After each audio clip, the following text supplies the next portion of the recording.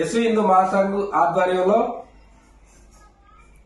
తెలంగాణ రాష్ట్రంలోని హిందూ పూజారులకు సంబంధించినటువంటి అంశం మీద గతంలో భారతీయ సర్వ సమాజ్ మహాసంఘ్ ఆధ్వర్యంలో 8 సంవత్సరాల కాలంలో అనేక సందర్భాల్లో శాంతియుత పోరాటాలు చేసి తెలంగాణ రాష్ట్ర వ్యాప్తంగా ఉన్నటువంటి శివశక్తుల పూజారికి నెలసరి జీతాలు వారికి సంబంధించినటువంటి మౌలిక వసతులు కల్పించాలని చెప్పి అనేక కార్యక్రమాలు చేయడం జరిగింది.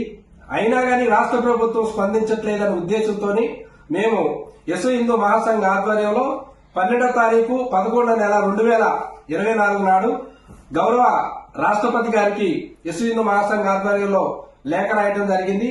స్పందించిన రాష్ట్రపతి గారు 8 రోజుల్లోనే తెలంగాణ రాష్ట్ర ప్రభుత్వానికి రెవెన్యూ ఎండోమెంట్ డిపార్ట్మెంట్ వారికి గిరిజన పూజారుల సమస్యల్ని శివశక్తుల పూజారుల సమస్యల్ని పరిష్కరించాలంటూ లేఖ రాశారు. రాష్ట్రపతి గారికి మరోసారి ఎస్వి హిందూ పరిషత్ తరఫున ప్రత్యేక ధన్యవాదాలు తెలియజేస్తూ అదే క్రమంలో గతంలో కూడా 5 జిల్లాల్లో ఖమ్మం జిల్లా, కొత్తగూడెం జిల్లా, మహబూబాబాద్ జిల్లా, ములుగు జిల్లాలకు సంబంధించి ఇల్లు లేనటువంటి నిరుపేదల జాబితా 36,000 మంది నిరుపేదల జాబితా తయారు చేసి భారతీయ సర్వ సమాజ్ మహాసంఘ ఆధ్వర్యంలో రాష్ట్రపతి గారికి పంపించడం జరిగింది. 6వ తారీఖు 10వ నెల 2024 నాడు పంపిస్తే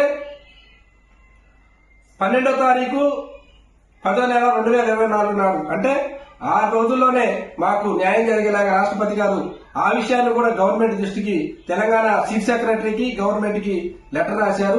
ఈ 2 విషయాల్లో అంటే పక్కా ఇళ్ల విషయంలో శివశక్తుల పూజారుల విషయంలో భారత రాష్ట్రపతి గారు స్పందించి మాకు న్యాయం చేసే విధంగా గవర్నమెంట్ కి లేఖ సిఫార్సు చేసినందుకు మరోసారి రాష్ట్రపతి గారికి ఈ విషయానికి మాకు సహకరించినటువంటి ఉత్తరప్రదేశ్ భారతీయ జనతా పార్టీ ముఖ్యమంత్రి వర్యులు యోగి ఆదిత్యనాథ్ గారికి అదేవిధంగా భారత ప్రభుత్వ అడ్వైజర్ భారతీయ సర్వ సమాజ్ మహాసంఘ్ జాతీయ అధ్యక్షులు గౌరవనీయులు రామ్ కుమార్ వాలియా గారికి ప్రత్యేకంగా ధన్యవాదాలు తెలియజేస్తున్నాను. నమస్తే.